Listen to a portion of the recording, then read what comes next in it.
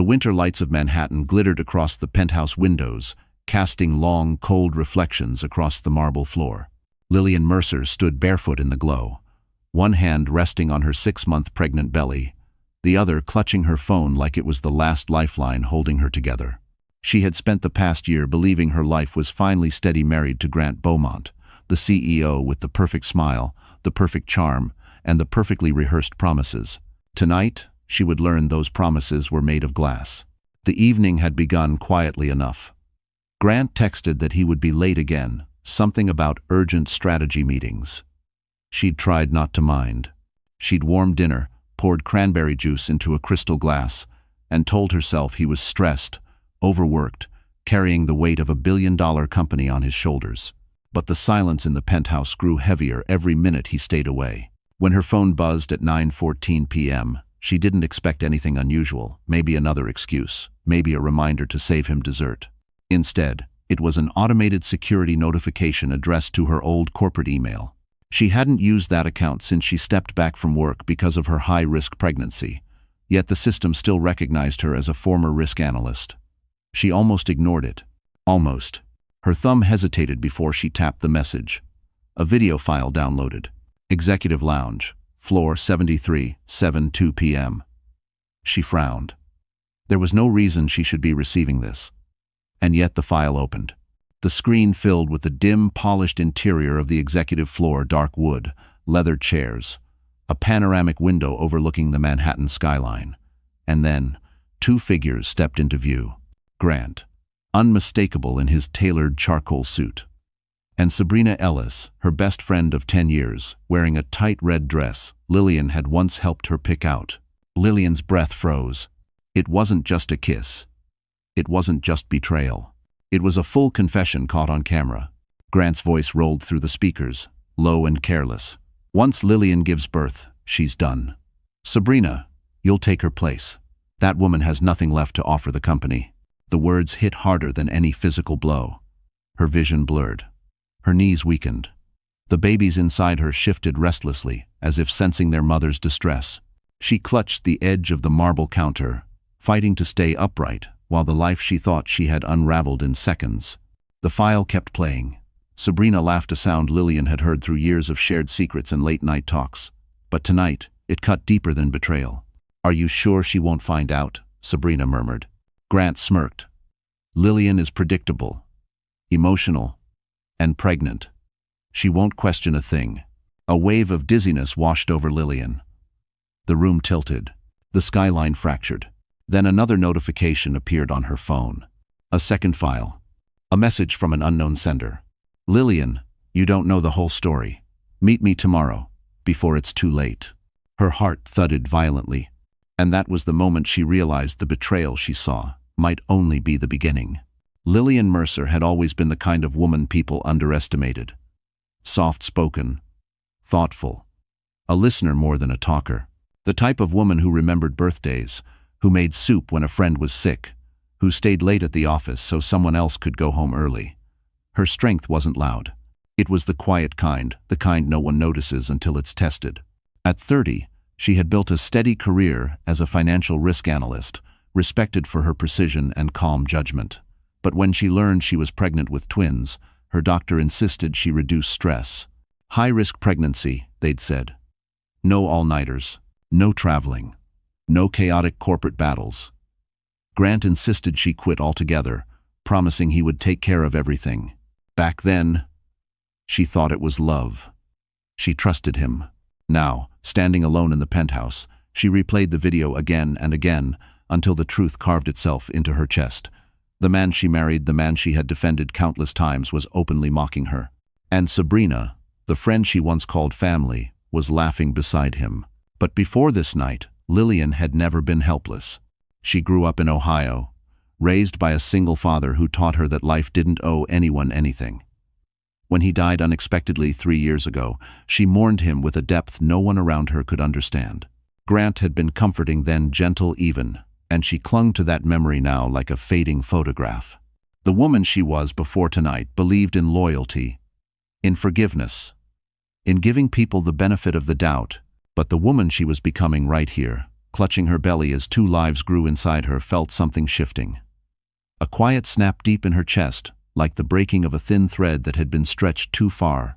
She walked slowly across the penthouse, past the white leather sofa Grant insisted on buying, past the glass dining table she always said was too cold, too sharp.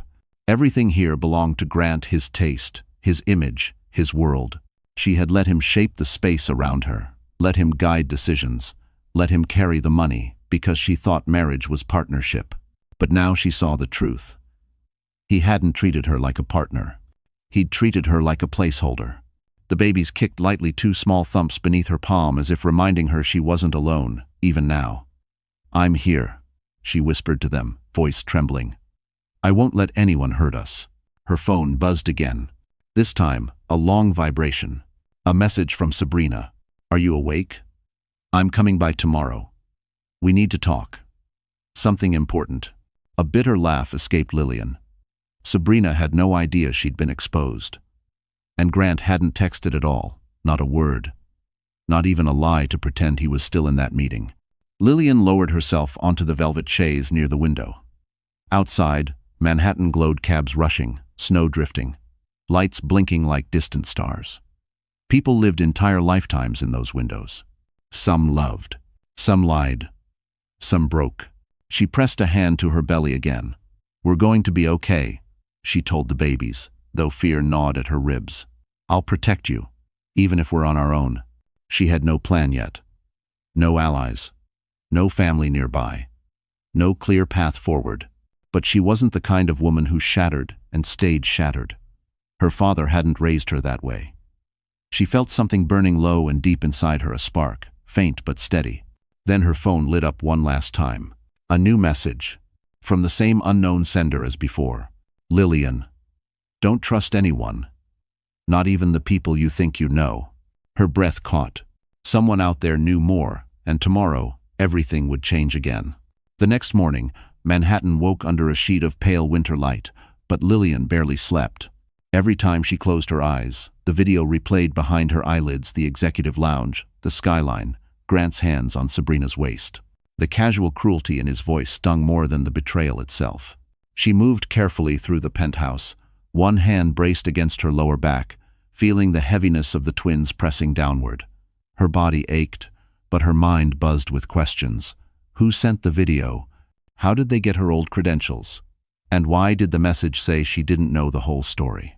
The clock read 8:32 a.m. when her phone buzzed again. Another notification, this time a system-generated message from Beaumont Tech's internal security. User L. Mercer accessed restricted file. Floor 73. Camera 3. Her stomach lurched. Someone inside the company noticed she opened the file. She shouldn't have been able to access it at all. Grant made her resign completely. No remote access, no authorizations, no confidential clearance. Yet somehow, her login still existed. And now someone was watching. Trying to steady her breathing, she walked to the kitchen, poured herself water, and set the glass down before her shaking hands, spilled it. She needed answers. That message from the unknown sender. "You don't know the whole story," echoed through her mind. Before she could think further, her phone rang. Unknown number. Her pulse jumped. She let it ring twice, 3 times, before answering. "Hello?" No voice. Only the faint hum of office air vents, the muffled sound of someone typing rapidly in the background. "Who is this?" she whispered. A low voice replied, barely above a whisper. "I can't talk long." Floor 73 wasn't an accident. Lillian froze. The voice continued, tense and rushed. "Your login wasn't deleted. Someone kept it active. Someone who wanted you to see what happened last night." "Why?" she asked. "Because this goes deeper than an affair." The line crackled. Footsteps echoed near the caller. He lowered his voice further. "Check your email again. I'm sending camera 5. "Camera 5? She repeated. "There were only 3 angles last time." A beat of silence. "There are 7 total. And not all of them are showing the same thing." Before she could ask anything else, the call ended abruptly. Lillian stood motionless, heart pounding, until a new email popped up. Her hands trembled as she opened it. Executive Lounge Floor 13 camera. 下午7点17分. Pause. The video loaded. This wasn't the wide angle she'd seen before. This camera captured the hallway just outside the lounge. Grant and Sabrina weren't the focus this time. Instead, another figure entered the frame, a man in a security uniform. He paused, listening, then quietly placed something under the hallway console table. A flash drive. Her breath hitched. Why hide a drive in the hallway? Then another figure appeared. Grant. He wasn't smiling now. He wasn't even touching Sabrina. He looked furious, agitated, checking his watch repeatedly, pacing like a man about to make a dangerous decision. Lillian leaned closer. In the reflection on the glass panel, she saw something chilling. Grant wasn't alone in the room earlier.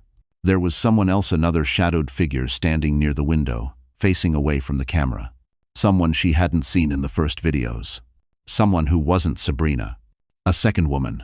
Herr Pulsehammer. Who was she? Why was she there? And why had the first 3 cameras conveniently not shown her? A cold realization crept down Lillian's spine. The affair wasn't the whole story. It wasn't even close. Because what she saw on camera 5 suggested something far more sinister was happening behind the glass walls of floor 73. Lillian couldn't breathe. The realization that there had been a second woman on floor 73 clung to her chest like ice. Betrayal from her husband and best friend was already more than she could carry, but this new shadow, this unknown figure hiding in the room with them, hinted at a truth far darker than infidelity. She replayed the footage over and over, pausing at the faint silhouette near the window. Tall. Long hair. Standing still, as if waiting for something. Or someone. Why hide? Why be in that room at all? And why did the other cameras conveniently miss her? Grant had power, money, connections. Enough to manipulate footage. Enough to bury secrets. Enough to ruin lives. And Lillian, pregnant with twins, suddenly felt like she was standing at the center of a storm she never knew existed. Her phone buzzed. A text from Sabrina. Morning, babe. I'll swing by around noon. I miss you. Lillian's stomach turned. Miss her? Sabrina had spent last night wrapped in Grant's arms. Yet here she was, pretending to be the loyal friend. Pretending nothing was wrong. Pretending she wasn't sharing Lillian's husband. Lillian grabbed her coat, determined not to fall apart, inside the penthouse. She needed fresh air, clarity, space to think without the walls closing in. She stepped into the building's private elevator and pressed lobby. The elevator doors opened to a wave of cold air as she exited onto Fifth Avenue. Snowflakes drifted lazily, and the wind cut through her coat. She wrapped her scarf tighter, one hand protecting her belly. But with every step, the dizziness worsened. She wandered toward the Plaza Hotel across the street, needing somewhere warm, somewhere quiet. The revolving doors whooshed open as she stepped inside, welcomed by golden lighting and the faint scent of orchids. She took a seat near the lobby fountain, trying to steady herself. Her phone vibrated again. Another message from the unknown sender. You're not safe in that penthouse. Grant is planning something today. Lillian's breath caught. Her fingers shook as she typed back. Who are you? Why are you helping me? No reply. Her heart raced. The babies kicked, agitated by her rising panic. It's okay, she whispered, rubbing her belly. I'm okay. I'm okay. But she wasn't. A sudden sharp pain shot through her abdomen. She gasped, gripping the bench with both hands. Spots danced in her vision. The room tilted. Conversations and footsteps blurred into a distant hum. Ma'am, are you all right? A concierge asked, stepping closer. Lillian tried to answer, but another wave of pain crashed over her, forcing her forward. Her breath came short and fast. A cold sweat dampened her forehead. Not now. Not here. The baby's too early, this couldn't be happening. I just need a minute, she whispered, swallowing a sob. The concierge knelt beside her, concern deepening. Should I call an ambulance? No, she gasped. Just water, please. As he hurried off, she leaned back, staring at the sparkling chandelier above. Everything felt like it was slipping: her marriage, her security, her body. Then, from the corner of her eye, she noticed a man watching her from behind a marble column. Not approaching, not pretending to help. Just watching. Dark coat. Baseball cap. Too still. Too focused. Her pulse spiked. He wasn't a hotel guest. He looked like someone waiting for confirmation, waiting for her to collapse, waiting for... Before she could process more, the concierge returned with water. She blinked, and the man was gone. Vanished into the crowd. Lillian's heart hammered in her throat. Someone wasn't just watching her digital steps. Someone was watching her in real life. And if the unknown caller was right, Grant wasn't done hurting her. Not even close. By the time Lillian returned to the penthouse, the early afternoon light had turned harsh, slicing through the tall windows like a spotlight she didn't ask for. Her steps were slow, deliberate, each one reminding her she wasn't just carrying her own weight anymore. She was carrying 2 lives that depended on her staying strong. She had barely closed the door when she heard footsteps behind her. Grant. He stood in the entryway, loosening his tie, acting as though nothing in the world was wrong, as though he hadn't spent last night with her best friend. His expression was calm, collected, almost bored. "You look terrible," he said, stepping closer. "Did you even sleep?" Lillian's throat tightened. She wanted to scream, wanted to throw the phone at him and demand answers for every lie, every betrayal. But the memory of the unknown man watching her at the hotel chilled her thoughts. She needed to move carefully. She needed to survive this. She swallowed hard. "We need to talk, Grant." He raised a brow. "About what?" She stared at him, really stared, and realized he wasn't nervous. Not even uneasy. He wasn't afraid of being caught, because he thought she had no power left. "I saw footage from floor 73, Lillian said quietly. "You and Sabrina. I heard everything you said about me." Grant blinked once. Slowly. Then he exhaled a short, irritated breath. "Jesus, Lillian. Not this again." Her hands trembled. "Again? You've been paranoid for months," he said, unbuttoning his cuffs like they were having a casual conversation. "It's pregnancy hormones. Emotional instability is common. You can't trust your judgment right now." Her chest tightened. "Grant, this wasn't a feeling. I saw you." He stepped closer, lowering his voice. "And I'm telling you, you misunderstood what you saw." "I misunderstood you kissing Sabrina?" She shot back. He rolled his eyes. "Oh, please. Sabrina is dramatic. She clings, she cries. I was comforting her because she's overwhelmed with work. You twisted it into something else because your mind is fragile." Fragile. The word sliced like a blade. He reached for her arms. She flinched backward instinctively. Grant's jaw flexed. "Lillian, you need help. You're jeopardizing your health and the baby's health with this paranoia." "I'm not paranoid," she said, voice breaking. "Yes," he snapped, "you are. And frankly, you're embarrassing yourself." Her heart sank. This wasn't just denial. This was strategy. He wanted to make her doubt her own sanity. He wanted her unsure, dependent, apologizing for even breathing wrong. "Where were you last night?" Lillian asked. "At work," he said without blinking. "I have the timestamp from the security system." Then the system glitched. He shrugged. "It happens." "God, Lillian, listen to yourself." She felt the room tilt again, the pressure in her ribs tightening.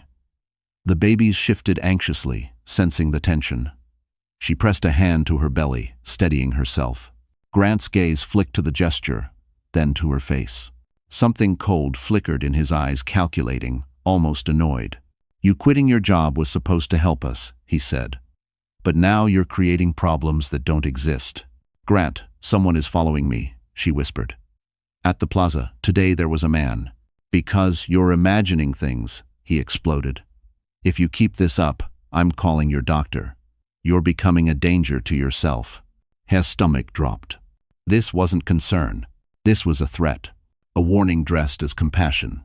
If he convinced a doctor she was unstable, if he convinced the board she was emotional, if he convinced anyone she was unwell, she could lose everything.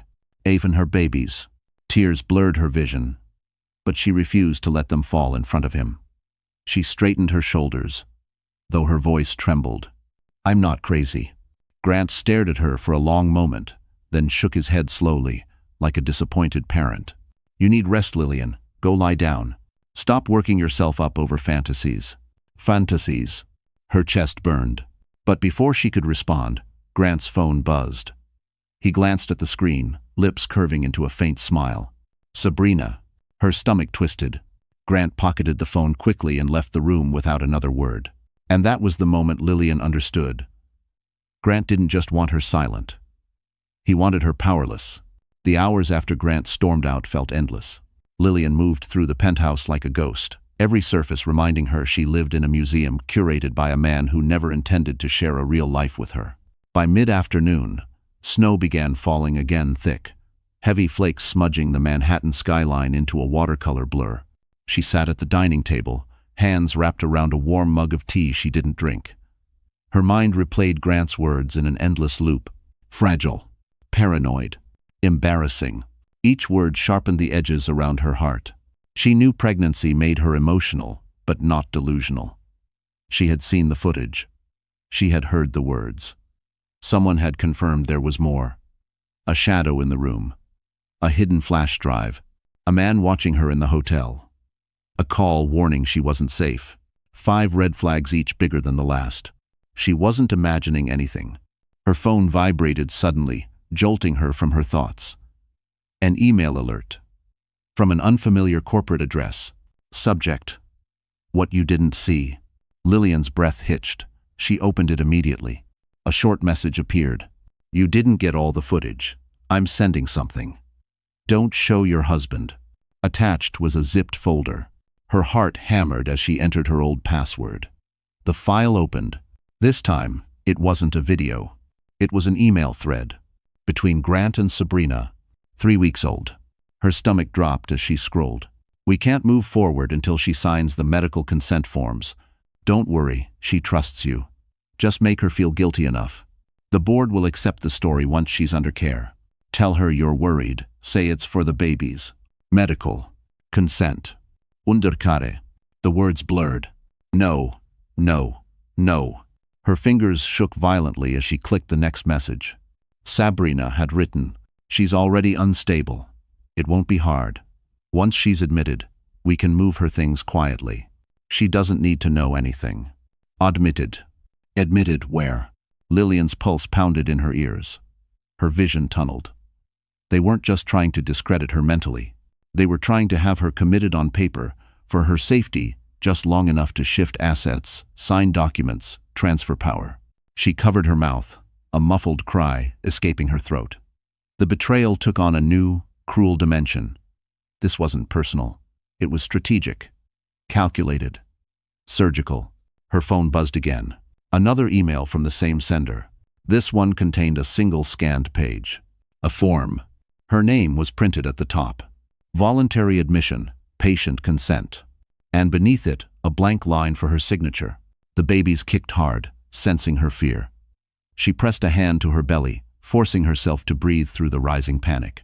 They wanted to take everything, her stability, her children's future, her life's work. They wanted her out of the way. Silenced.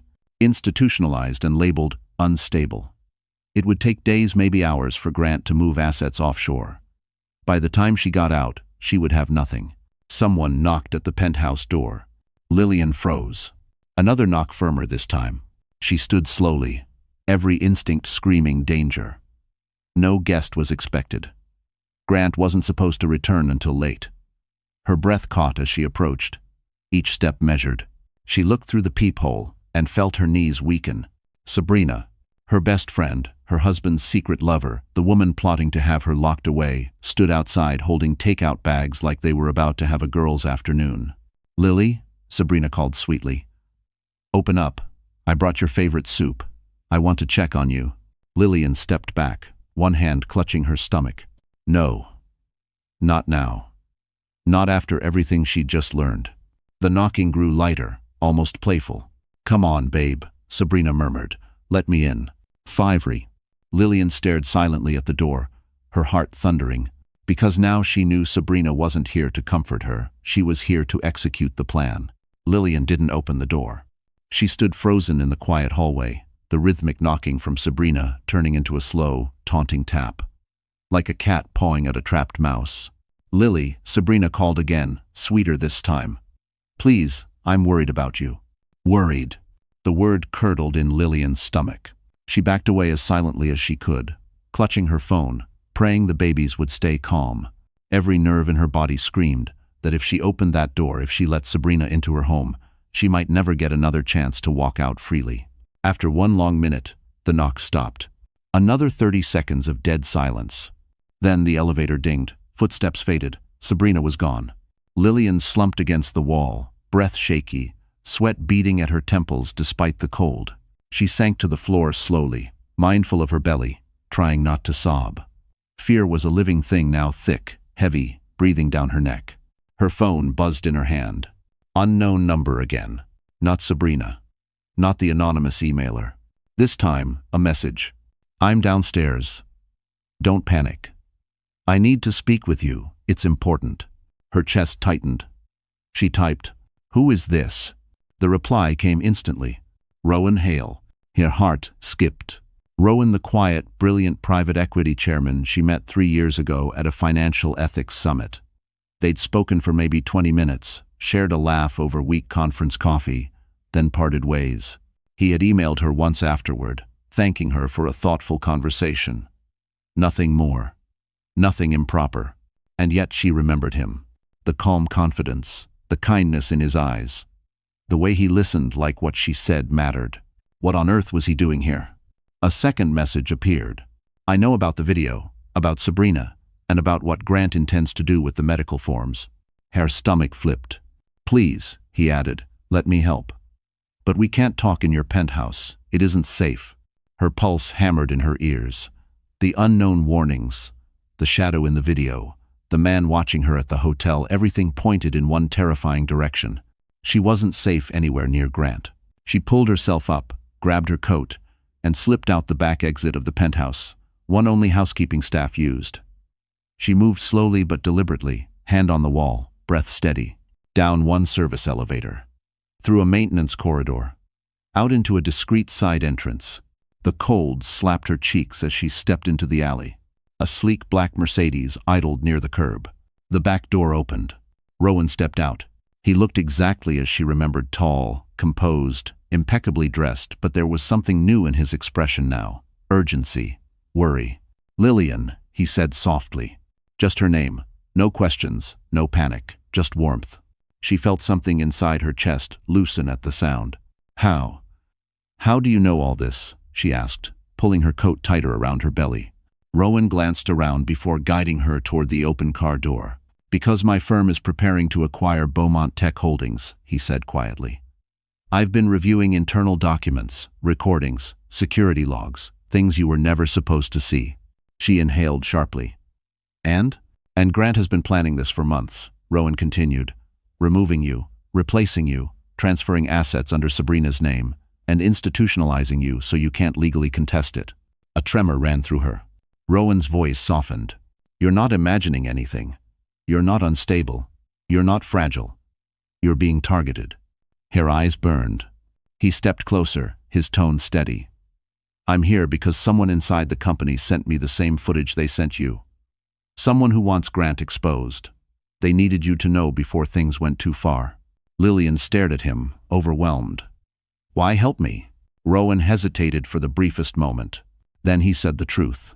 For years, she had watched Lillian drift through life without fighting for anything. It disgusted her. Who gets to live in a penthouse, wear diamond bracelets, be married to a CEO, and still act humble? Sabrina wanted all of it, and she planned on taking it. Her phone buzzed. A message from Grant. Come to my office, now. She smirked. He must have missed her already. Maybe he wanted another stolen moment behind locked doors. Maybe he wanted to discuss Lillian's declining mental state. Because for the first time since the nightmare began, she saw a path that wasn't just survival, but escape. The Mercedes slid through Manhattan traffic with the smooth confidence of a vehicle driven by someone who knew exactly where he was going and why. Lillian sat in the back seat beside Rowan, her hands folded protectively over her belly, her heartbeat finally beginning to slow after hours of terror. For the first time since discovering Grant's betrayal, she wasn't alone. Rowan studied her carefully, not with pity, but with a seriousness that made her feel seen, really seen in a way Grant never had. We're heading to a corporate apartment my firm keeps on Park Avenue, he explained. Secure access, private elevator, no connection to your husband. Lillian nodded. staring out the window at the familiar city that suddenly felt foreign. "Rowan, what exactly did you see in those internal documents?" He didn't answer immediately. He seemed to be choosing his words carefully, aware that the truth could break her or strengthen her. "A pattern," he finally said. "A pattern that only makes sense if Grant was preparing to remove you completely from his life and from the company." Lillian's breath hitched. "What kind of pattern?"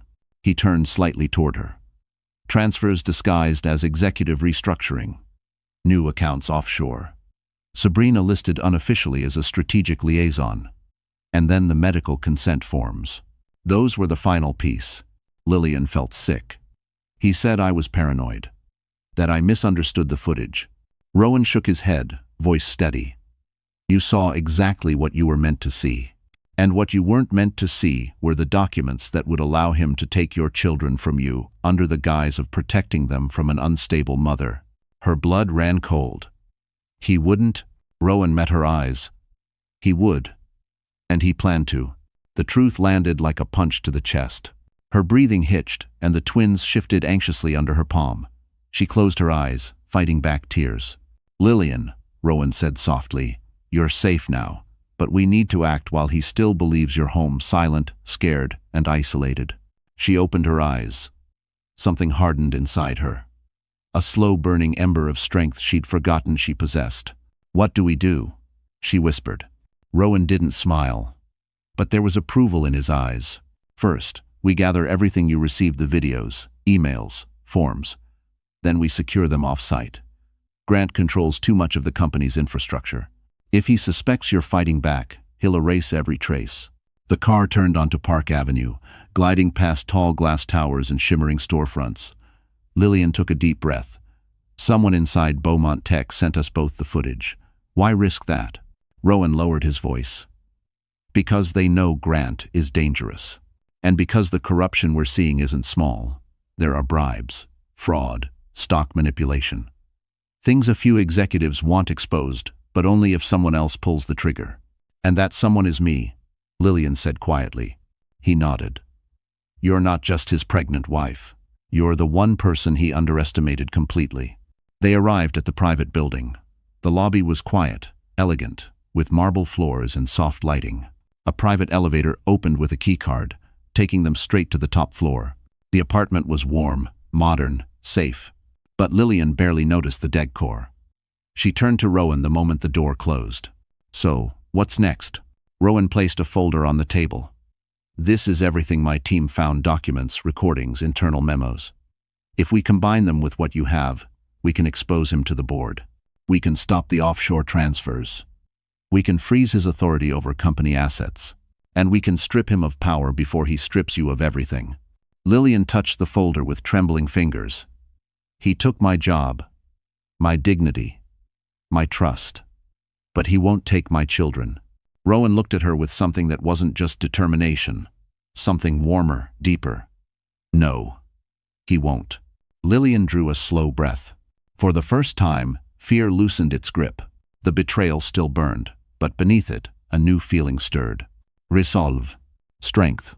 A quiet fury Grant never saw coming. And as Lillian opened the folder, ready to begin the fight of her life, she didn't realize that the next piece of evidence would reveal a secret even Grant never intended anyone to uncover. While Lillian studied the documents Rowan gave her, the other woman in this twisted triangle, Sabrina Ellis, was living her own fantasy. A fantasy built on lies, ambition, and the belief that she had finally replaced the woman she pretended to love. Across town, Sabrina strutted through the glass doors of Beaumont Tech as if she owned the place. She held a latte in one hand and her phone in the other, dressed in a fitted cream coat, her heels clicking sharply against the polished floor. She felt powerful, irresistible, destined for greatness.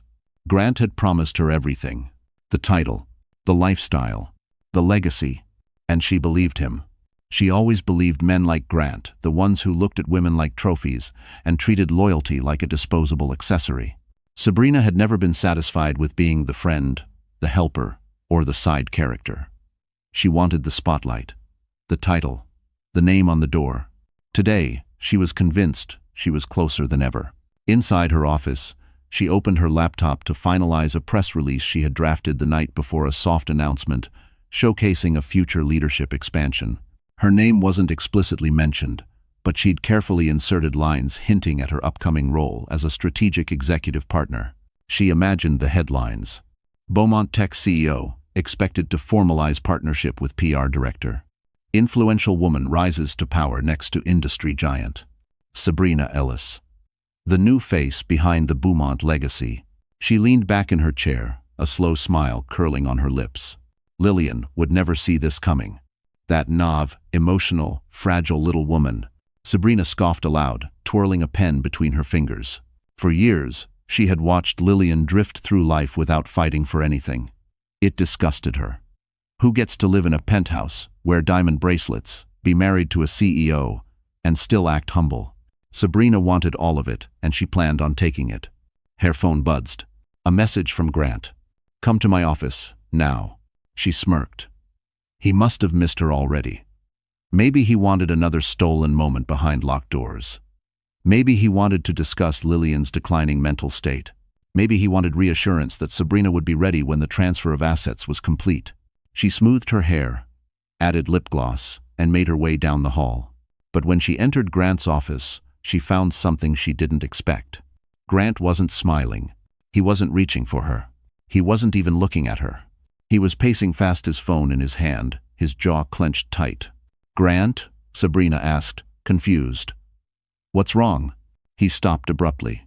"Did you go to the penthouse today?" Sabrina blinked. "Yes," she didn't answer. "I think she's still upset, so I went." "Did she see you?" He cut in sharply. "No, I don't think so." "She never opened the door." Grant dragged a hand through his hair. "Someone accessed our internal files this morning. Camera footage, email threads, the offshore transfer schedule. Someone sent it to her." A chill crawled down Sabrina's spine. What exactly did she see? "Enough," Sabrina faltered. "But she won't do anything, right? She's too emotional, too overwhelmed." Grant spun toward her with a glare so sharp it made her step back. "Stop underestimating her." Sabrina stiffened. Grant continued, voice low and angry. "If she goes to the board with what she has, we're finished, both of us. That's not possible." "It is." His tone snapped like a whip. "Our only chance is to get her to sign the admission forms before she gets a lawyer. Before she talks to anyone." Sabrina swallowed hard. Grant stepped closer, lowering his voice. "You told me you could handle her. You said she trusted you." "I can," Sabrina stammered. "I can get her to sign something if we just plan it." Grant's phone buzzed. He looked down. His eyes widened. Sabrina leaned in. "What? What happened?" Grant's voice dropped to a whisper. "She left the penthouse hours ago." Sabrina shook her head. "Where would she go?" Grant's face drained of color.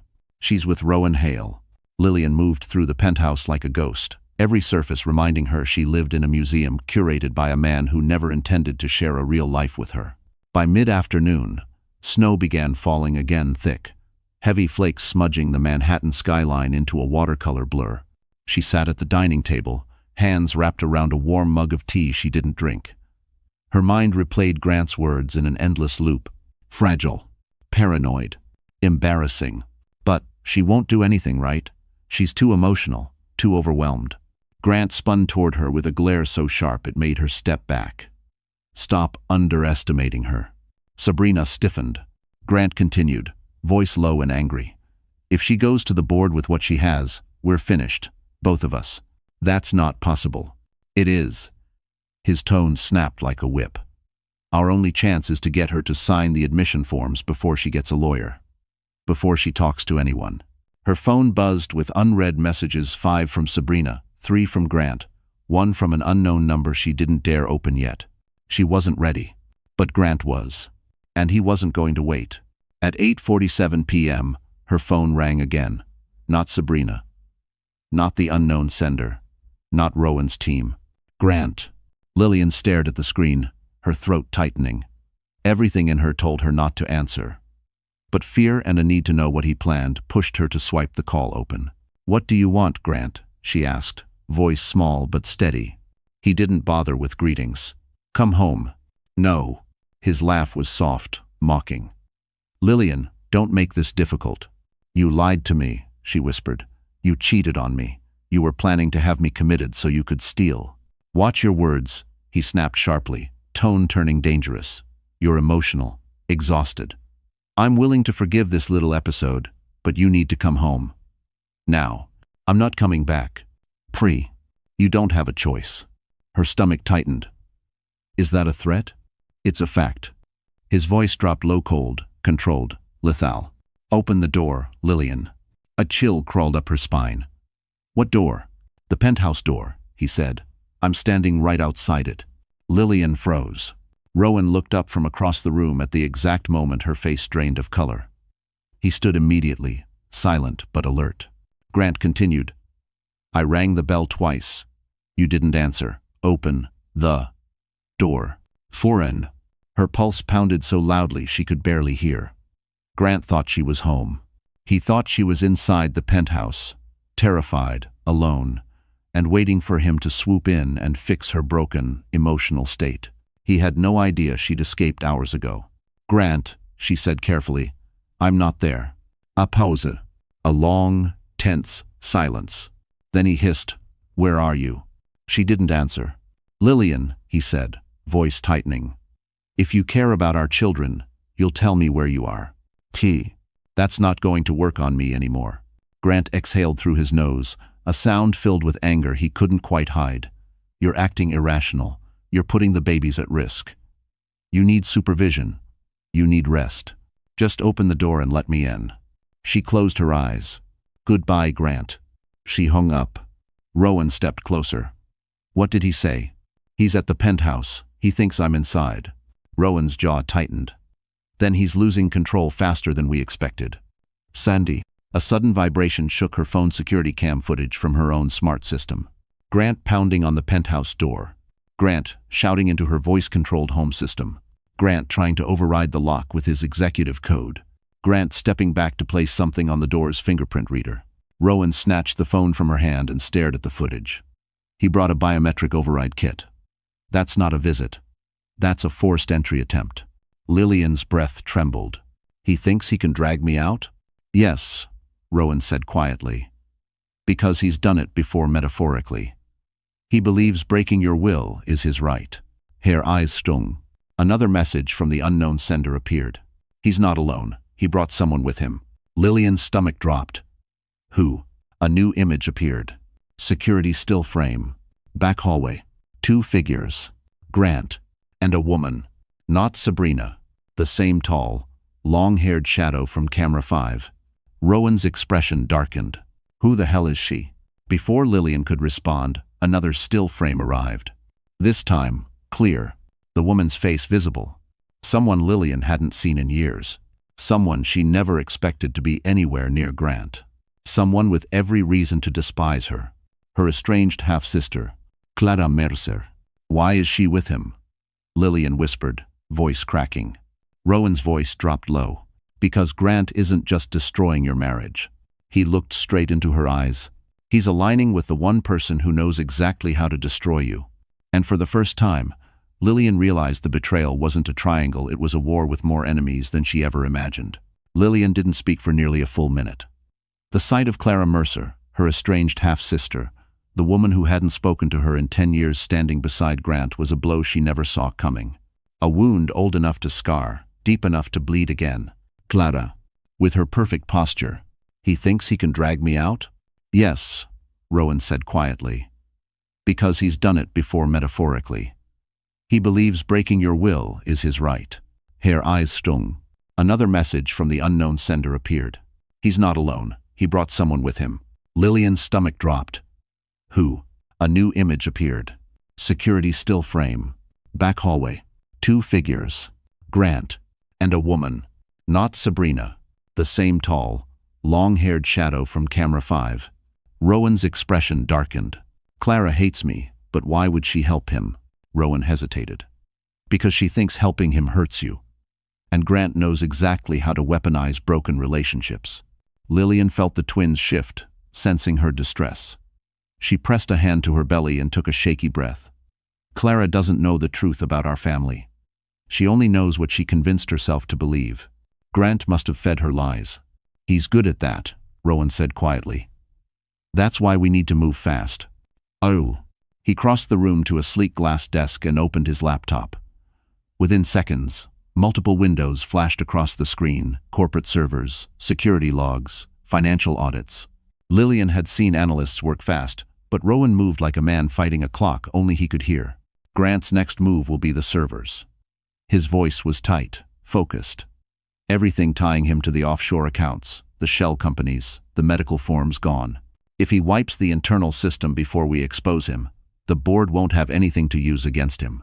Lillian moved behind him, gripping the back of the chair for balance. Can you stop him? I can try, Rowan said, fingers flying over the keyboard. But whoever is helping him knows the infrastructure well. And they've already started locking down the audit trails. Her pulse quickened. What does that mean? It means, Rowan said, that someone inside is erasing the logs as we speak. Janpang. Lillian felt the room tilt. But we have copies. Copies don't matter without metadata, Rowan said. We need the original timestamps, the system signatures. Without those, Grant will claim the footage is fake. Her heart dropped. He set this all up knowing he could delete the evidence. Yes, Rowan said. And he's already begun. He turned the laptop so she could see. Server 12. Access denied. Server 14. Purging logs. Server 18. Administrator override. Unknown user. Server 21. Wipe in progress. 14%. Lillian's knees nearly buckled. Rowan, if he wipes everything, he'll walk away clean. Not if we beat him to it, Rowan said, voice steady, eyes sharp. There is one server he can't reach remotely. The old physical backup system on floor 58. The company barely uses it anymore. But the audit trails auto-sync every night. If we pull those files before he gets there, we can prove everything. Lillian stared at him. You mean, go into the building? Rowan nodded. Tonight. Her breath caught. But Grant's there, and Clara, and God knows who else. We won't go near the executive floors, Rowan assured her. We only need the backup room. I can get us in. But, he hesitated. But what? She whispered. He met her eyes. You have to stay calm. Stress isn't safe for you or the babies. Son. A lump rose in her throat. Rowan. I don't know if I can do this. He stepped closer, lowering his voice. Yes, you can. You're stronger than you think. Grant underestimated you. Sabrina underestimated you. Clara underestimated you. His gaze softened. But I never have. Her breath quivered.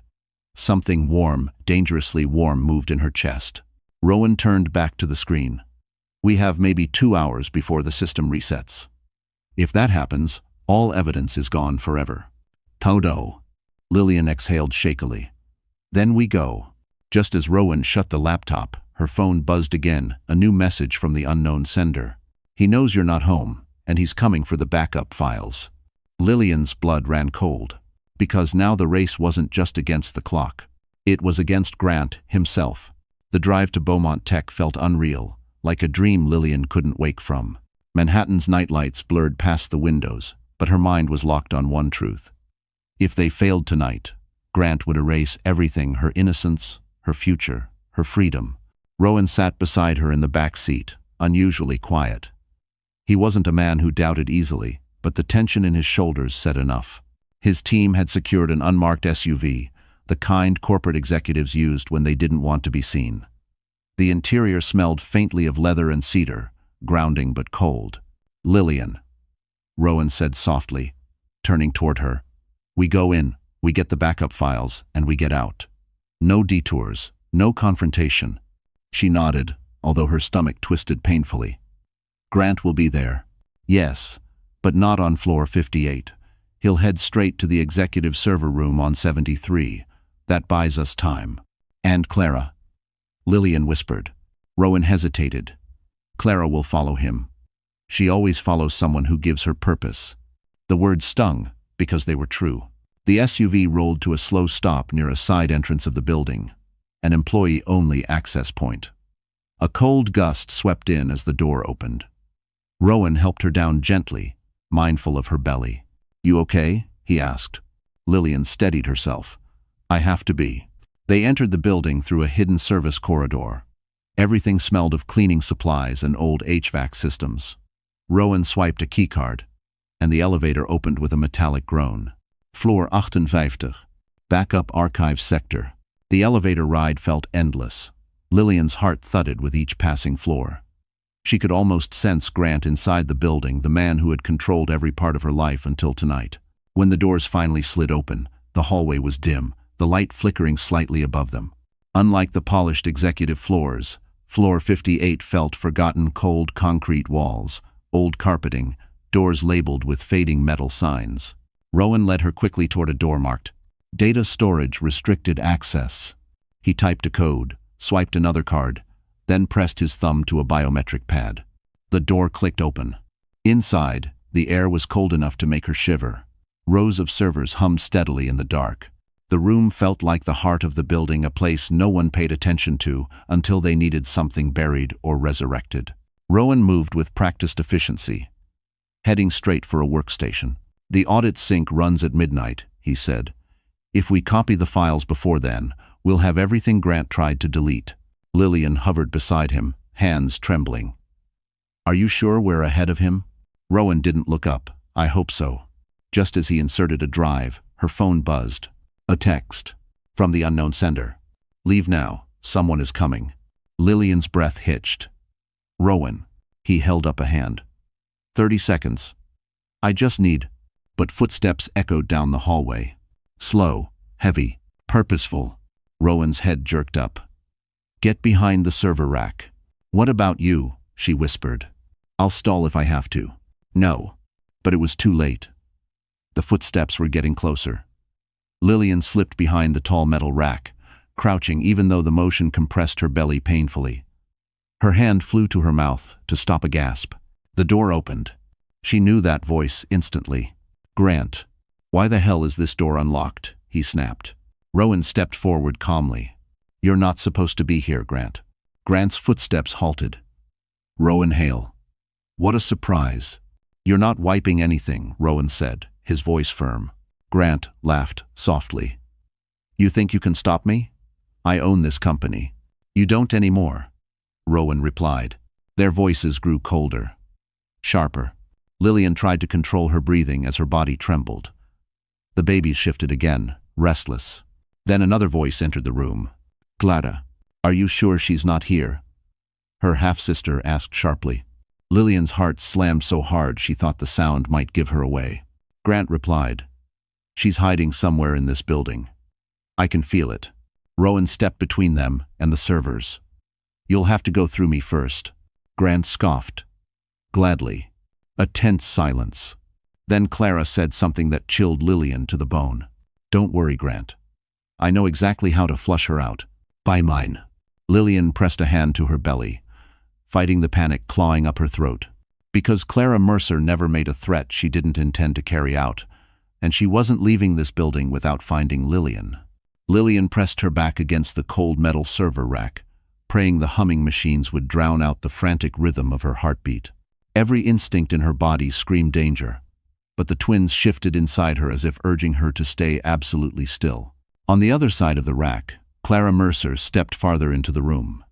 Her heels clicked sharply against the concrete floor, the sound slicing through the dim space like a blade.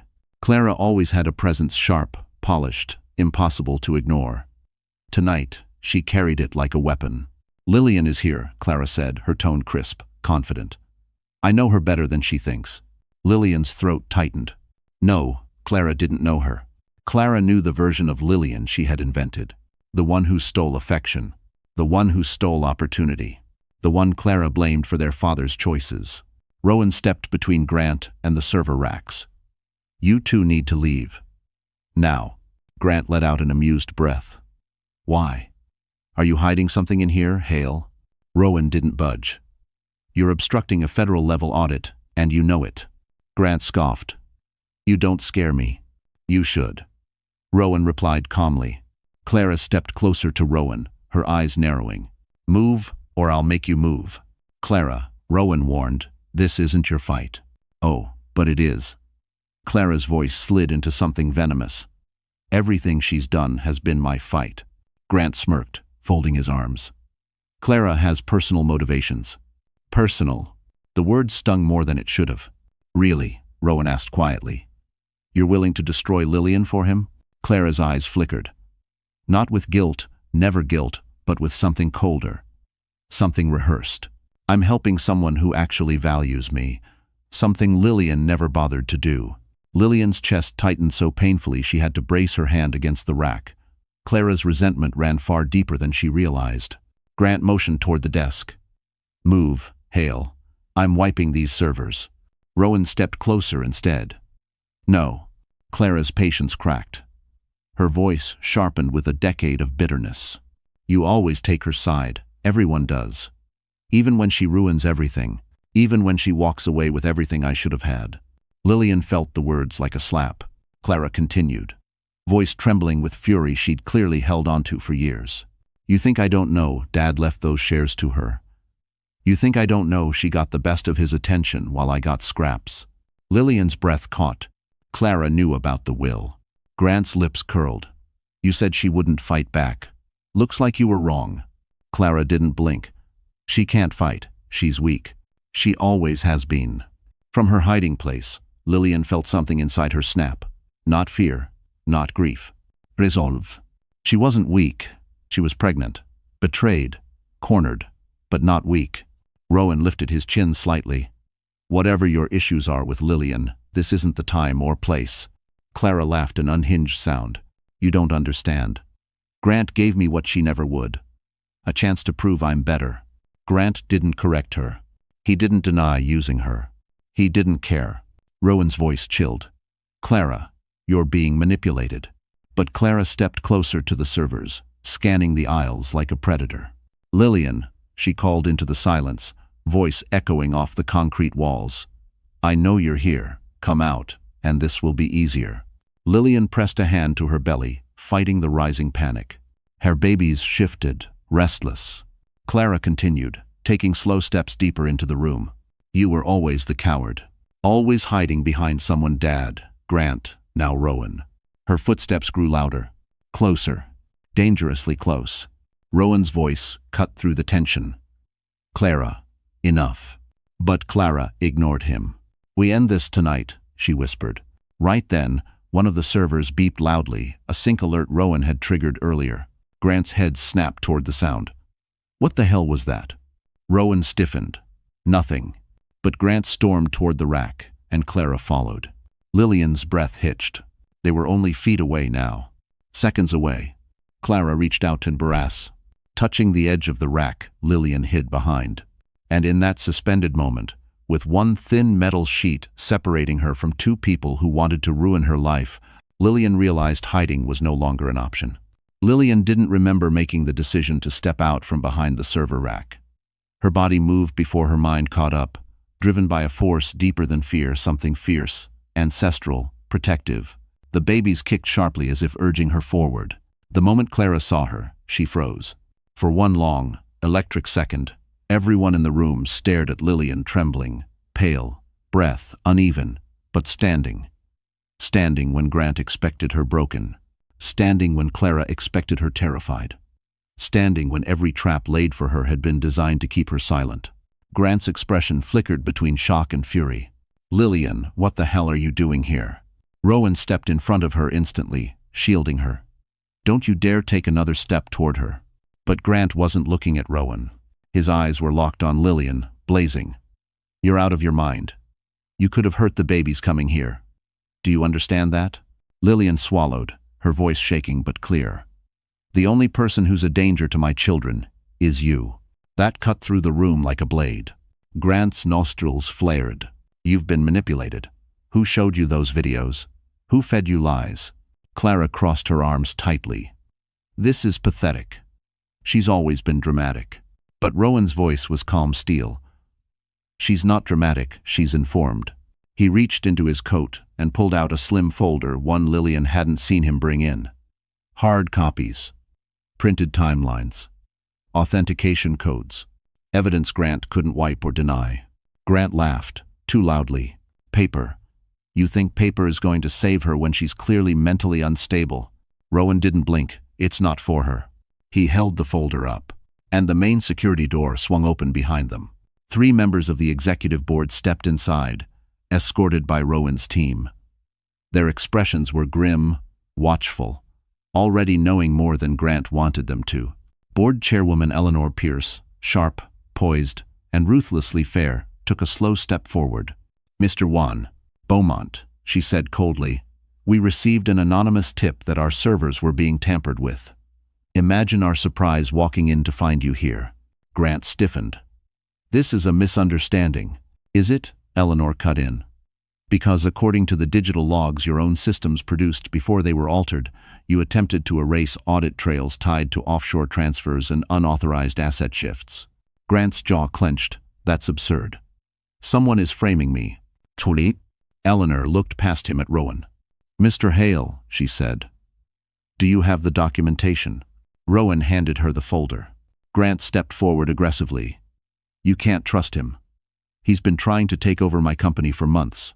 Eleanor ignored him, flipping through the pages. Her expression darkened with every entry. Clara's face pallid. But the real blow came when Rowan pulled a small black device from his pocket and connected it to a nearby monitor. Camera footage, audio recordings, emails, transfer log, medical forms, Sabrina's messages, Grant's voice plotting to replace his wife. Everything played at once, a mosaic of betrayal that filled the room with the undeniable weight of truth. Grant lunged toward the monitor. "Turn that off. That footage is doctored." Eleanor raised a hand sharply. "Enough." Her voice echoed in the server room. "Mr. Beaumont," she said, "I am placing you under immediate suspension pending legal review. You are relieved of all executive authority effective this moment." Grant froze. "What?" Eleanor stared him down. "Security is waiting upstairs, and the forensic team will take over these servers. Your access ends now." Clara stumbled back, eyes wide. "You can't do this. He built this company." Eleanor's gaze cut to her with chilling precision. "And you are?" Clara's lips parted, but no words came. The board members closed in around Grant, not touching him but forming a wall he couldn't push through. Grant turned slowly toward Lillian. His voice dropped to a quiet, dangerous growl. "You think you won tonight. But this isn't over." Rowan stepped forward, blocking him completely. "Yes, Grant. It is." Grant's eyes narrowed, hatred, confusion, disbelief swirling all at once. He was a man watching his carefully built empire crumble in real time. Security arrived at the doorway. "Mr. Beaumont," one of them said, "you need to come with us." Grant didn't move, not until Rowan added, calm and final, "You lost." At that, Grant's expression cracked, but as he was escorted out, Clara turned toward Lillian, her face twisted with something between rage and desperation. "This isn't over for you either," she hissed. "You think exposing him will save you? You have no idea what's coming." Lillian steadied herself, one hand on her belly. For the first time, she didn't flinch, because she knew one thing with absolute certainty now. The truth was finally on her side. The news broke before dawn. Lillian woke on Rowan's Park Avenue sofa to the vibration of her phone messages pouring in, dozens at a time. Her vision was still blurry from exhaustion, but one headline flashed so brightly it almost burned. Beaumont Tech CEO suspended internal fraud investigation launched. Another.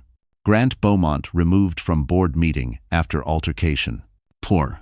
And then one that made her sit upright, hands instinctively cradling her belly. Company stock plummets 28% overnight. Her heart thudded unevenly. She scrolled, absorbing the details with growing disbelief. Financial analysts speculated wildly some predicted bankruptcy, others a hostile takeover. Investors demanded answers. Employees panicked online. The trading floor on Wall Street opened in less than an hour, and the chaos was only beginning. Footsteps approached from the hallway. Rowan entered, wearing a dark sweater and holding 2 mugs of herbal tea. He looked tired but steady as if he'd been awake for hours. "You saw the headlines," he said gently, setting a mug beside her. Lillian nodded, throat tight. "Everything is falling apart." "It needed to." Rowan sat beside her, voice calm. "Rot has to be exposed before something healthy can grow." She looked down at the screen again, pages of red numbers, falling stock, frantic articles. I never wanted the company destroyed. You didn't destroy it, Rowan said. Grant did. Your evidence only revealed what he'd been hiding. Lillian swallowed hard. They're blaming me in the comments. Rowan leaned closer, reading the screen over her shoulder. Some comments praised her bravery. Many questioned her motives. Some called her unstable. A few accused her of trying to take down a powerful man. The cruelty stung, even when she knew better than to trust strangers' opinions. Rowan took her phone gently from her hands. Don't read that garbage. People lash out when they don't know the truth. The board will speak publicly once the investigation begins. She exhaled shakily. What happens next? Rowan studied her carefully, like he was weighing how much truth she could bear. The stock will keep dropping. Investors will demand accountability. Grant's assets will be frozen during the investigation. And Sabrina, well, she's losing her leverage by the second. 2-1. That name made Lillian's shoulders tense. She hasn't contacted me since last night. She won't, Rowan said. Not now that Grant has fallen. People like Sabrina only fight when they think they're winning. Lillian drew in a breath, trying to steady herself. But beneath the swirl of fear and exhaustion, something else pulsed quietly inside her. Justice. Not complete, not final, but real.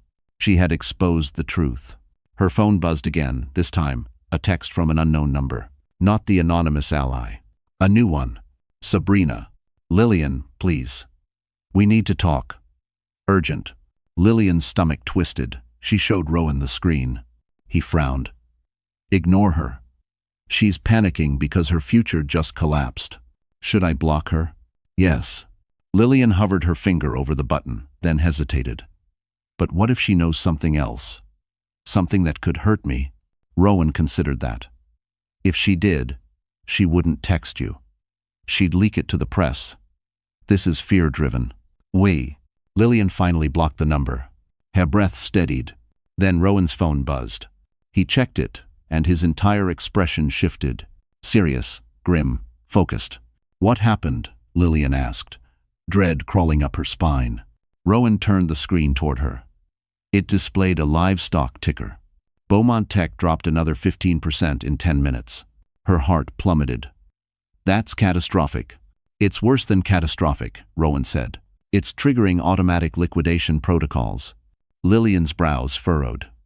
Meaning, Rowan said slowly, the company will be forced to sell off assets. And as one of the top shareholders officially, you will be pulled into every legal, financial, and public fallout. Her breath caught. But I didn't do anything wrong. That doesn't matter. Rowan said softly. They will demand your involvement, your testimony, your presence. Lillian pressed a shaking hand to her belly. Stress tightened her ribs again. I can't handle more stress. The babies.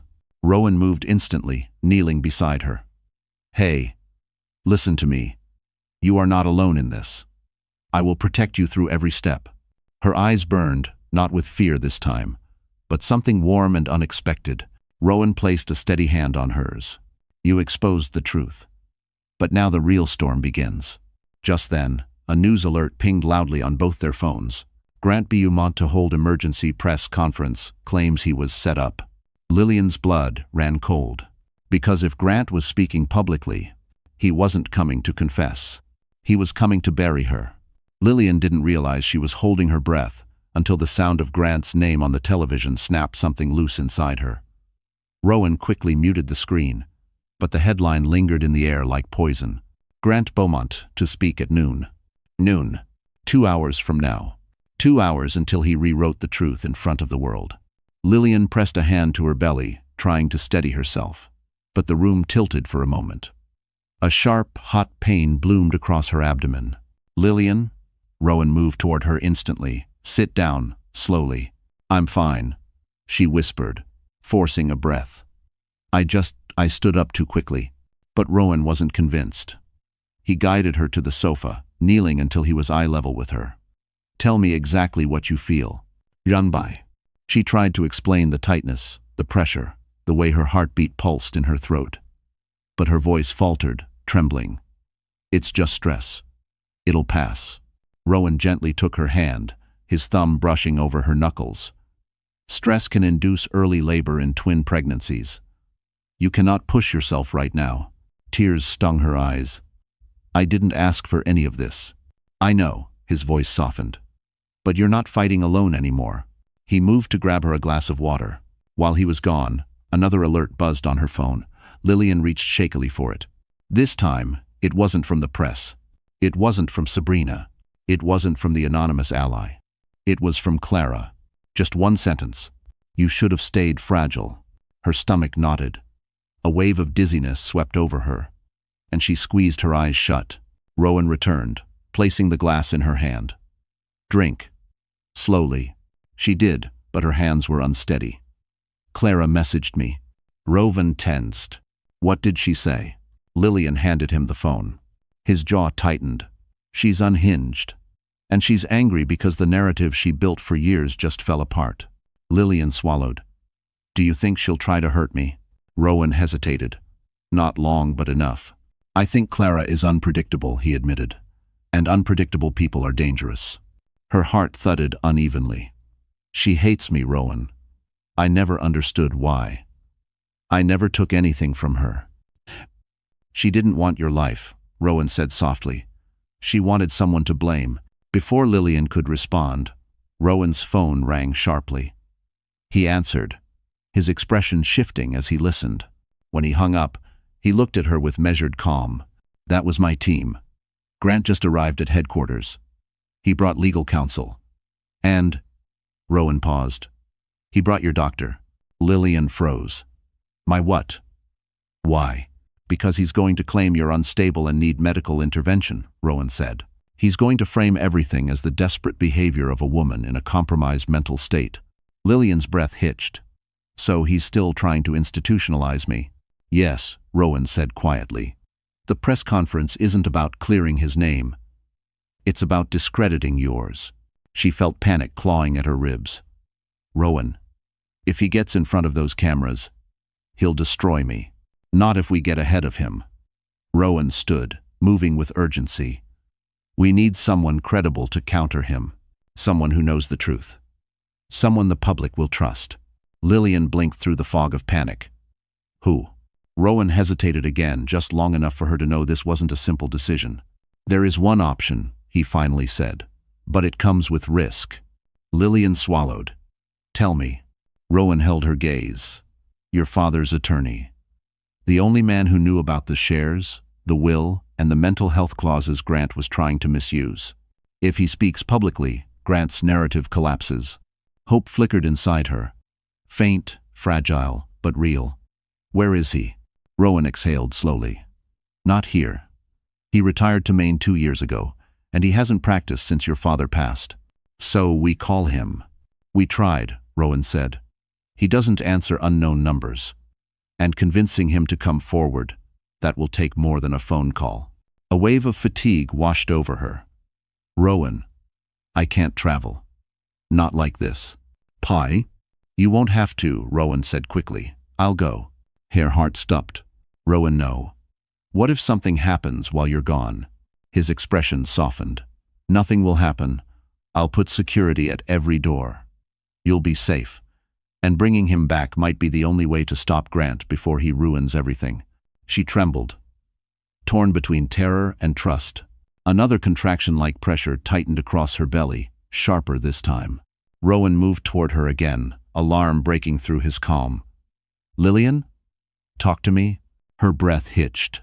It hurts more than before. Rowan's eyes darkened with concern. The world blurred for a moment, and as the pressure built, a single chilling realization hit her. If her body gave out now, Grant would win without lifting another finger. The pressure in Lillian's abdomen sharpened into something new, deeper, heavier, wrong. She clutched the edge of the sofa, her breath catching. If he speaks publicly, Grant's narrative collapses. Hope flickered inside her. Faint, fragile, but real. Where is he? Rowan exhaled slowly. Not here. He retired to Maine 2 years ago, and he hasn't practiced since your father passed. So we call him. We tried, Rowan said. He doesn't answer unknown numbers. And convincing him to come forward, that will take more than a phone call. A wave of fatigue washed over her. Rowan, I can't travel. Not like this. Rowan's voice was firm, unwavering. I know a private OB team who owes me a favor, completely separate from Grant's network. She blinked through tears. But the press conference, there will be others to handle Grant, Rowan said. Right now the priority is you and the babies. Her chest tightened not from pain this time, but from something softer, something frighteningly tender. She wasn't used to someone choosing her first. Another contraction struck, sharper than the last. Rowan stood instantly. I'm calling the medical team. Don't move. He stepped into the hallway, speaking quickly into his phone, voice tense but controlled. Lillian's hands trembled as she reached for the couch arm. Panic rose in her throat, heavy and choking. The babies. Her children. They weren't due for 10 more weeks. Grant's threats echoed through her mind like poison. You're unstable. You're jeopardizing the babies. You need supervision. No. No. No. She forced herself to breathe through the tightening, remembering something her father used to tell her as a child during thunderstorms. In a storm, you breathe slow. Storms love, panic it feeds them. She inhaled shakily, exhaled slowly. Again. When Rowan returned, he knelt beside her. They're 5 minutes away. Just hold on. She nodded, gripping his hand. I'm scared. He squeezed back gently. I know. But you're not doing this alone. Vi. The front door buzzed 2 short beeps, a signal Rowan's building used for secure guests. A moment later, 3 medical professionals entered, a private obstetrician, a neonatal nurse, and an EMT. They worked quietly, efficiently, setting up portable monitors. The doctor, a silver-haired woman with calm eyes, knelt beside Lillian. I'm Dr. Sharon Adler. We're going to take good care of you, sweetheart. Deep breaths. Shanning. They placed monitors on her belly, checked the fetal heart rates, and assessed her contractions. Finally, Dr. Adler spoke. You're contracting, but you're not in full labor yet. It's preterm stress response, but we need to stop it before it progresses. Can you? Rowan asked. Dr. Adler nodded. We'll administer medication to calm the uterus and oxygen to stabilize the babies. She hesitated. But she cannot be under extreme emotional stress. One more severe spike might trigger real labor. Lillian bit back tears. Grant's press conference, he's going to say things. Lies. Dr. Adler exchanged a quick glance with Rowan. Then don't watch. Don't listen. Your body cannot distinguish danger from fear right now. The nurse fitted an oxygen mask gently over Lillian's face. Cool, clean air flowed in. Slowly, the edges of her panic softened. Rowan hovered nearby, his expression unreadable, something between fury and worry. You're safe, he said quietly. She blinked at him through damp lashes. I don't feel safe. You will, Rowan replied. I'll make sure of it. He stepped outside the room briefly to speak with Dr. Adler. Lillian overheard fragments. Her husband is dangerous. Stress-induced contractions. Keep her off public radar. Temporary relocation to the Hamptons estate. When he returned, he knelt again, gentler this time. Once you stabilize, I'm moving you somewhere. Grant can't find you. Somewhere quiet. The Hamptons, she whispered. My family's private home, Rowan said. Security gate. Private clinic access piece. A soft warmth bloomed in her chest. You'd do that for me? Rowan held her gaze. I told you this time, you're not fighting alone. The contractions slowly eased. The baby's heart rhythm steadied on the monitor. Relief swept through her, fragile but real. Then her phone lit up on the coffee table. A live broadcast thumbnail. Grand Beaumont. Emergency press conference. Starting now. Her breath caught. Rowan reached over and turned the screen face down. Don't, he said softly. Let him talk. Let him lie. The truth is already unfolding. Focus on breathing. Focus on staying here. With me.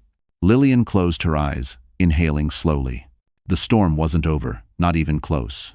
But she wasn't collapsing this time. Because now, for the first time, someone was fighting for her while she fought for her children. For the first time in hours, the apartment felt still. The medical team finished stabilizing Lillian and moved quietly to the far side of the living room, packing their equipment. Soft beeps from the fetal monitor filled the silence, a rhythmic reminder that the twins were holding steady. Lillian lay back against the pillows, Exhaustion wrapped around her like a heavy blanket.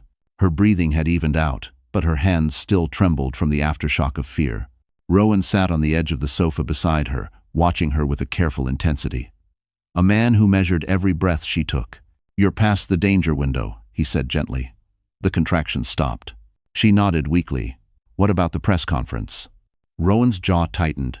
"You don't need to know right now." "That's not an answer." He hesitated, then sighed. He denied everything. Blamed you.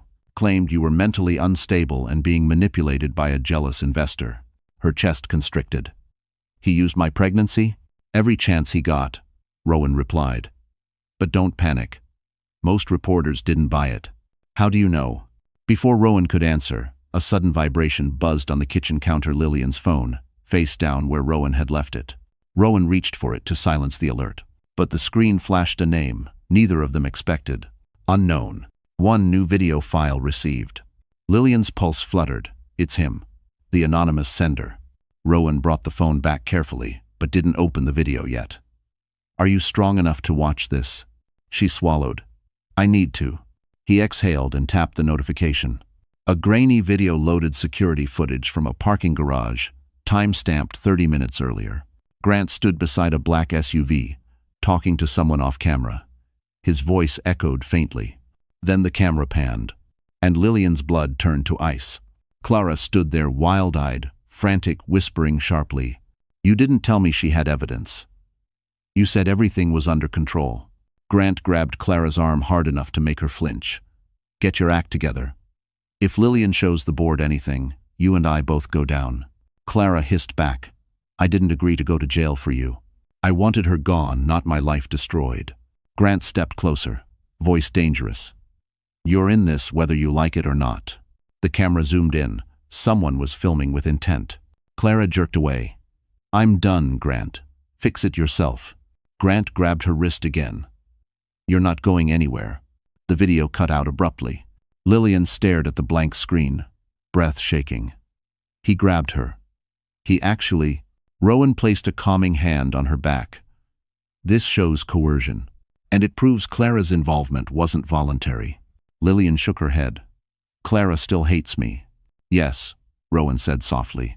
"But hate is different from crime. She won't go down quietly. This is turning into a war between them now." Before she could respond, another message flashed. "You known. We need to meet. Tonight. Before they find me." Lillian's heart skipped. "He wants to meet us." Rowan frowned deeply. "Absolutely not. We have to," Lillian insisted. "You almost went into early labor," Rowan said firmly. "You're not leaving this apartment." "I don't have to leave," she whispered. "We can bring him here." Rowan froze. The medical team glanced at them uneasily. "That's even worse," he said finally. "We cannot let a stranger walk into this apartment when we don't know who he is." But Lillian had already typed a reply. "Where are you?" The response came instantly. "I'm across the street. Black coat, gray scarf. Watching the entrance." "Arr." Lillian's breath caught. She lifted her gaze toward the tall windows. And there across Park Avenue stood a figure exactly as described, leaning against a lamppost, face obscured by the bright winter lights. Rowan followed her line of sight, his posture tensing like a coiled spring. "That's him," Lillian whispered. "The person who's been protecting me." Rowan rose slowly, controlled, dangerous. It could also be a trap. Lillian shook her head. "Why warn me? Why send evidence? Why save my career? He's been helping me since the beginning." Rowan exhaled through his nose. "If I go out there, I'm not leaving you alone. Not for a second." "Then we go together," she said quietly. Rowan looked at her, really looked, and realized there would be no changing her mind. Finally, he nodded. He grabbed his coat, checked the hallway cameras, and positioned 2 guards outside the door. "Stay behind me," he said. Lillian stood on shaky legs, one hand on her belly. They walked to the private elevator. The doors opened. The cold air hit them the moment they stepped outside. Across the street, the mysterious figure pushed off the lamppost and began walking toward them. And as he stepped into the glow of the streetlight, Lillian finally saw the face of the man who had been protecting her from the shadows, the man who knew the darkest secret of Grant Beaumont's life. The man in the gray scarf stepped into the circle of streetlight, and for a moment time seemed to fold. Snow dusted his shoulders, clinging to the coarse wool of his coat. He stopped 3 feet from Rowan and Lillian, lifting his hands slowly, palms open, a gesture of peace. "I'm not here to hurt you," he said, voice calm but heavy with things unsaid. Lillian blinked hard, recognition flickering like a fragile flame. She knew that voice. "Evan?" she whispered. Evan Hart, Grant's former financial analyst. A quiet, brilliant man who had left the company a year ago with no explanation. A man who vanished from the corporate world overnight. Rowan stiffened. "You worked under Beaumont." Evan nodded once. "Until I realized what he was capable of." The wind picked up, carrying the distant hum of traffic along Park Avenue. Lillian held her coat tighter around her belly. "You're the one who's been sending me the footage." "Yes," Evan said. "And the emails. Why warn me? Why send evidence? Why save my career? He's been helping me since the beginning." Rowan exhaled through his nose. "If I go out there, I'm not leaving you alone. Not for a second." "Then we go together," she said quietly. Rowan looked at her, really looked, and realized there would be no changing her mind. Finally, he nodded. He grabbed his coat, checked the hallway cameras, and positioned 2 guards outside the door. "Stay behind me," he said. When I confronted him, he threatened to ruin me. At first I didn't think he meant it. Until my fiancée lost her job. Lillian felt her breath catch. "He targeted her." Evan nodded, pain tightening his jaw. "Her department suddenly received an anonymous complaint that she falsified her credentials. Total lie. But enough to get her fired." His voice broke slightly. 3 months later, we split up. She blamed me. Grant took everything from me without touching a dollar." Rowan's jaw hardened. Classic Grant. Evan's eyes lifted to Lillian. "When you married him, I hoped you'd be safe. You looked happy. I figured he'd treat you differently." He swallowed. "But when I saw the medical consent forms he drafted, when I heard him and Sabrina laughing about replacing you, I knew I couldn't stay silent." Lillian's hand tightened over her belly. "You saved me. You saved my children." Evan's expression softened. "I didn't save you. You saved yourself by believing what you saw. Most people, they don't see Grant clearly until it's too late." Rowan crossed his arms. "Why show yourself now? Why meet in person?" Evan stepped closer carefully, respectfully. "Because I have something I couldn't risk sending electronically. Something Grant doesn't know I copied." Rowan's eyes narrowed. "What is it?" Evan reached into his coat and pulled out a small, battered flash drive, silver, scraped, clearly carried for months. "This," he said, holding it out, "contains recorded conversations between Grant and 2 board members who helped him funnel company money into private accounts. And something else." Lillian felt the air freeze. "What else?" she whispered. Evan looked straight into her eyes. Regret etched deep into his features. "A confession," he said. "One he made the night Sabrina told him she was pregnant last year." Lillian's words died in her throat. "Sabrina? Was pregnant?" Evan nodded slowly. "She miscarried early. Before anyone knew. Grant blamed you." The world tilted. Rowan reached for her elbow, stabilizing her. "He said," Evan continued quietly, "that you were too soft, that being married to you made him feel weak. He said he needed a woman who could help him build the empire he wanted, not someone who needed protecting." Lillian's heart cracked, but not from heartbreak. From clarity. She had spent years thinking she was the fragile one in the marriage. But Grant had feared her softness, her integrity, her insistence on honesty, things he could never control. Rowan's voice sharpened. "Evan, this confession, why didn't you bring it to the board sooner?" "I tried," Evan murmured. "They dismissed me. Grant told them I was unstable, that I stole from the company. They believed him. But now, with everything collapsing, they'll listen." Rowan extended his hand. "Give it to me." Evan placed the flash drive in his palm. "Protect her. That's all I ask." Lillian felt tears slip down her cheeks. "Evan, why risk everything again? For me?" He looked at her with something like quiet sorrow. "Because you were kind to me once. You didn't remember it. But I did." "When?" she whispered. "At the holiday gala. You told me my report saved the quarter. No one had ever thanked me before." His smile was small, Sad. I figured the world needed someone like you more than it needed someone like me. A long silence followed. Then Evan stepped back, pulling up his scarf. They'll come after me now that I've shown myself. I can't stay. Rowan frowned. Where will you go? Somewhere they don't look for people who tell the truth.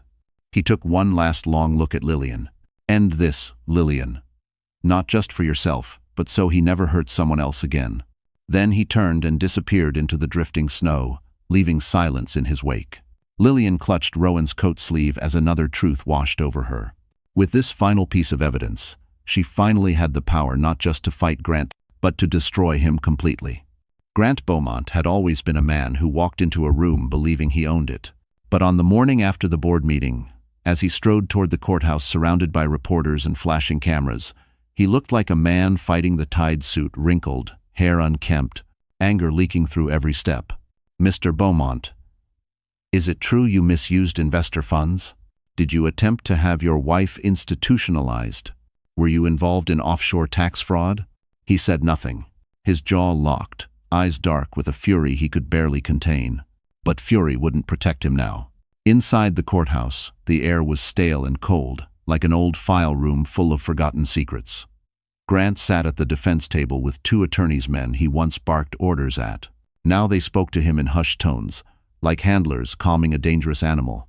Across the aisle, the prosecution team organized their evidence. Thick binders, labeled drives, certified transcripts, and at the center of the evidence pile, Rowan Hale's folder, Evan's flash drive, everything Grant had spent years hiding. The hearing began with a stern judge, his tone clipped. Mr. Beaumont, before we address charges, we will review the emergency submission of new evidence. Grant's attorney stood. Your Honor, we ask that any material sourced from anonymous individuals be omitted until its validity is confirmed. But the judge raised a hand. The board of Beaumont Tech has already authenticated these records.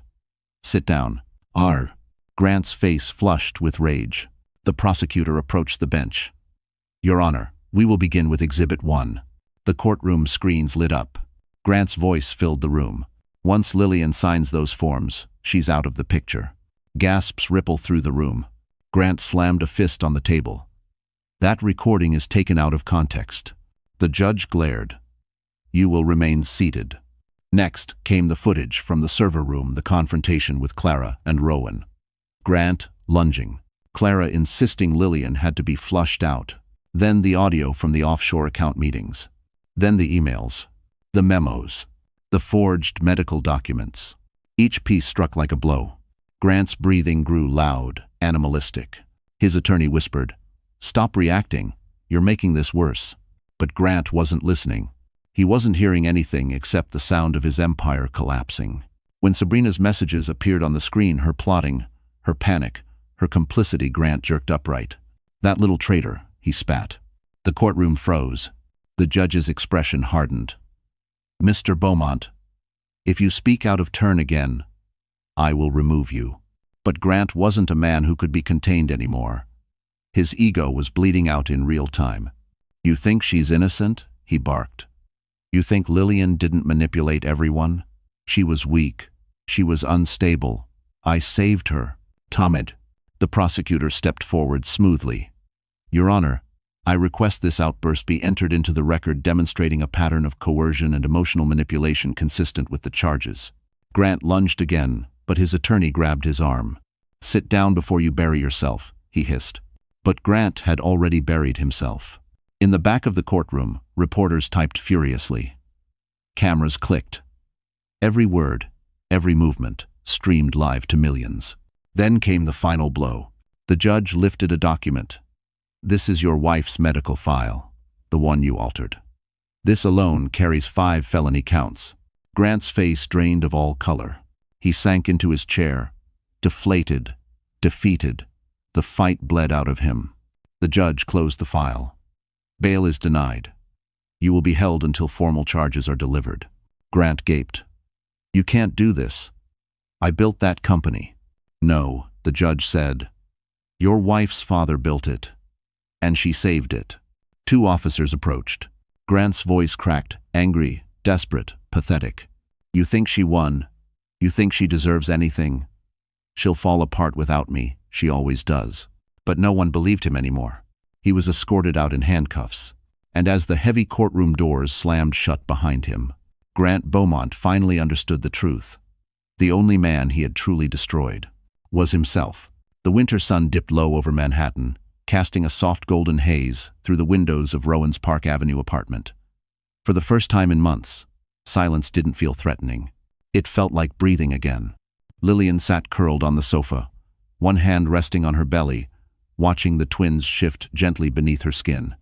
They were calm today, so calm, it almost felt like they understood that the storm had finally passed. Across the room, Rowan prepared tea, moving with the quiet confidence she'd come to rely on. He wasn't hovering the way people did when they saw her as weak. He was simply present, solid, safe. The knock on the door startled them both. Rowan stiffened immediately. "Stay here, I'll check." But when he opened the door, surprise flashed across his face. "It's her," he said softly. "Clara." Lillian's breath caught. Her half-sister stepped inside cautiously, looking nothing like the sharp, polished woman who once hunted her through a server room. Clara's hair was pulled back in a loose knot, cheeks pale, eyes rimmed with exhaustion, as if she'd aged years in a few days. "I won't stay long," Clara said quietly. "I just needed to say something." Rowan glanced at Lillian. She nodded gently. He stepped back, giving the sisters space. Clara approached slowly, wringing her hands. "You were right. About everything. Grant lied to me, used me, fed me stories until I didn't know what was real." Lillian's voice was soft. "Clara, I never wanted to fight with you." Clara let out a broken laugh. "I know. That's the worst part. You never fought me, and I kept finding reasons to hate you." She swallowed hard. "Dad wasn't perfect, but he didn't choose you over me. I just couldn't stand seeing someone get the life I thought I deserved." Lillian's eyes stung. "You deserved love too." "When?" Clara nodded, tears spilling freely now. "I know that.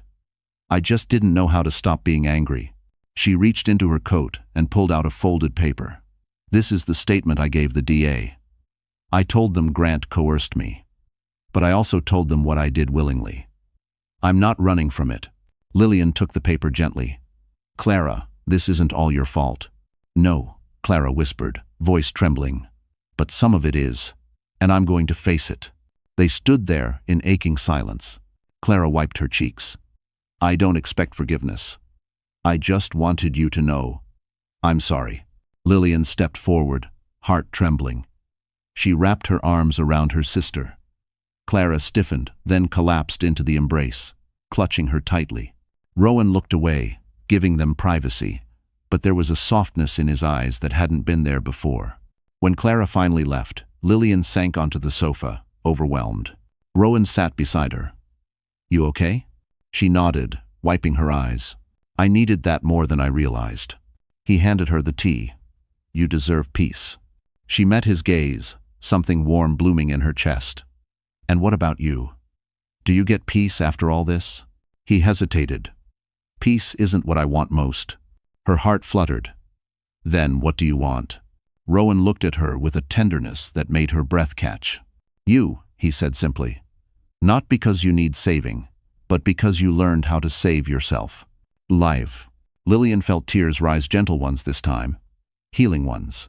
She leaned her head against his shoulder, letting the warmth of him settle into her.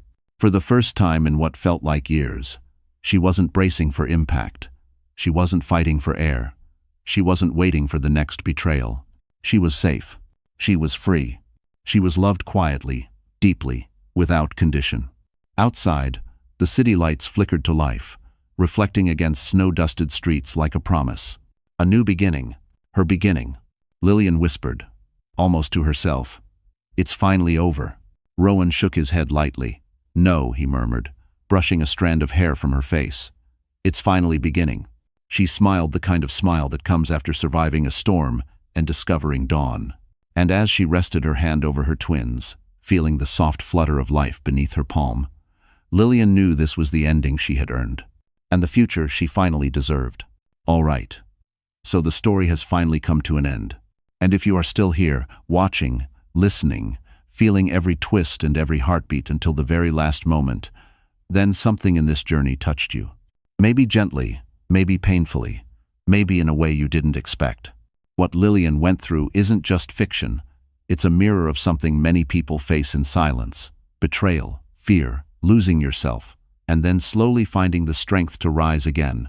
The Stoics used to say, "The obstacle is the way," and Lillian's whole life proves it. Sometimes the very thing meant to break you becomes the reason you finally stand up. Marcus Aurelius wrote, "You have power over your mind, not outside events." And that is exactly how healing begins. The moment you stop waiting for someone to save you, and you choose yourself instead. So, if you're listening right now, take this with you. You are stronger than the storm you survived. You are worth more than the person who broke you. And your ending can also be your beginning. If this story touched your heart even a little, don't forget to like, share, and subscribe so we can keep walking through these stories, and maybe through life, together. You're not alone.